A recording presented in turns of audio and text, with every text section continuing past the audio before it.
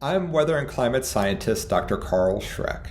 This is the first in our series of videos about Hurricane Helene and its impacts on Western North Carolina. You're probably wondering why in a series of videos about Hurricane Helene, I'm starting off with a picture of Hurricane Fran. The reason is most weather and climate scientists like myself got inspired by some major weather event during our childhood to study the weather.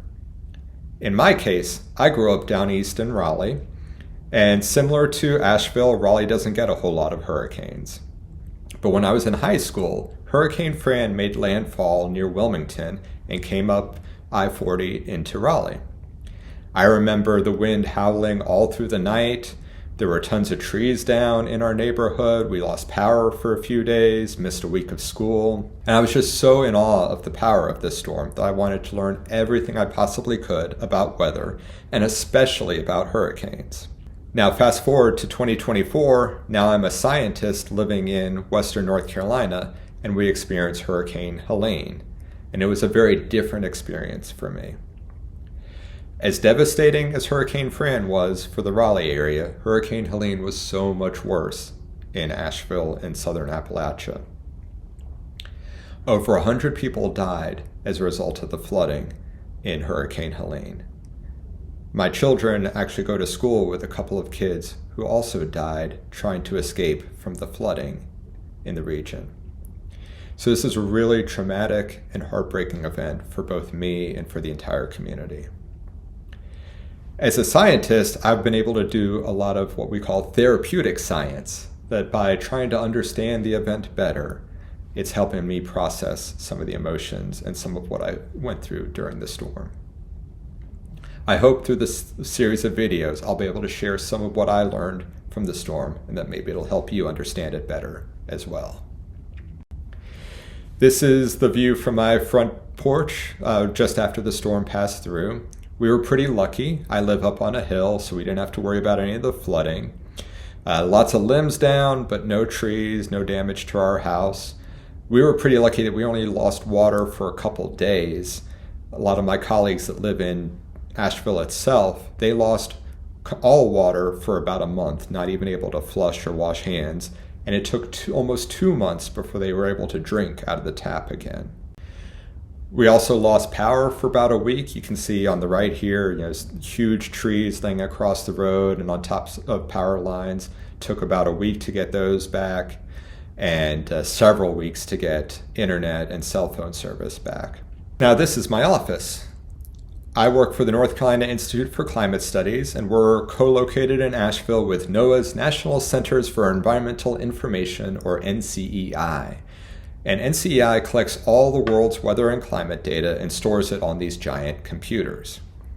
Now, being located in a federal building, they were very well prepared for a disaster with lots of backup generators. What they were not prepared for was for city water to go out. As I mentioned, it would take about a month for Asheville City to restore any water service to the area, and then actually 2 months to get drinkable water. The reason that mattered for NCI is that all those giant computers that store that data, they are huge and they run really hot. So hot that they actually have to be cooled with water.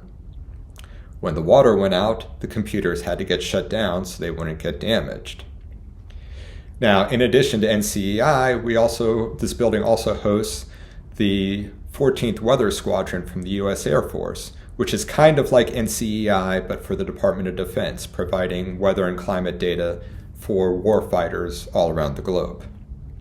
So it was really important to get these computers back online, and the city of Asheville was actually able to bring a fire truck to a nearby lake, fill that truck up, and then bring it back to our building and pump that water into the building so they were able to turn the computers back on. And they were actually able to turn them back on in just a couple of days, and none of the computers were damaged. We didn't lose any of that important data, and we were able to eventually get operations back up and running again. Now that was a bit about some of the impacts of the hurricane as I saw them firsthand, but what I really want you to take away from this talk is the impact of my friends and neighbors on each other during this storm. So this is from my son's middle school, We were unloading a truck full of supplies for all of our neighbors that were at that time without water and food and clothing and so forth during the recovery. Now, I went to NC State University, go Wolfpack. So I wasn't so thrilled to see the UNC football truck coming up the road. However, knowing that that truck had been filled with supplies that were donated by our neighbors down in the Triangle area, that really was reassuring and really heartwarming to see, supplies coming into the region from all over the area. So through this series of videos, I'll first be putting some historical context around Hurricane Helene, talking about some of the other major flood events in Western North Carolina history, and also showing how Hurricane Helene ranks among the most significant hurricanes in U.S. history as well. I'll also be looking at some of the large-scale climate factors that made Hurricane Helene so devastating. And, of course, being here in southern Appalachia, one of the most important aspects of our region are our beautiful mountains. Unfortunately, those mountains played a big role in both enhancing the rainfall that we had and funneling all that flooding into rising riverbeds. Another component of that was the predecessor rainfall event, or PRE, where we had a cold front in the region that would have been causing it to rain anyway in the days before the hurricane. Unfortunately, because there was a hurricane down south in the Gulf, it was pushing all this moisture up north and supercharging the rainfall associated with that event. And we actually got maybe half or more of our rain from that predecessor rainfall event. In addition to that PRE, we also had the center of the storm actually pass through our region as well, meaning we got a lot of the winds from that remnant eye wall. And this was really a compound disaster. We had the predecessor rainfall event, we had the rain from the hurricane itself, and we had the wind from the inner core of the hurricane. I would probably argue we could handle any one, maybe two of those, but having all three together is part of what caused all the devastation that we saw. And a big part of that devastation was tens of thousands of trees that fell down. And those not only knocked out our power and internet for days or weeks, but they also are adding fuel to future wildfires and something that we're going to be dealing with for years to come. But I'm going to finish up the series talking a little bit about resilience, and specifically how the city of Asheville upgraded one of its reservoirs just a few years ago in 2021. And they were able to do it in order to prepare for a worst case scenario, even worse than what we saw during Hurricane Helene.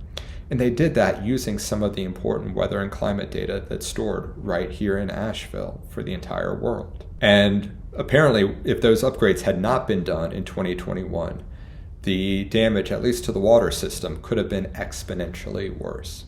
So I'm really grateful that we were able to make those improvements to the water system before the storm actually happened.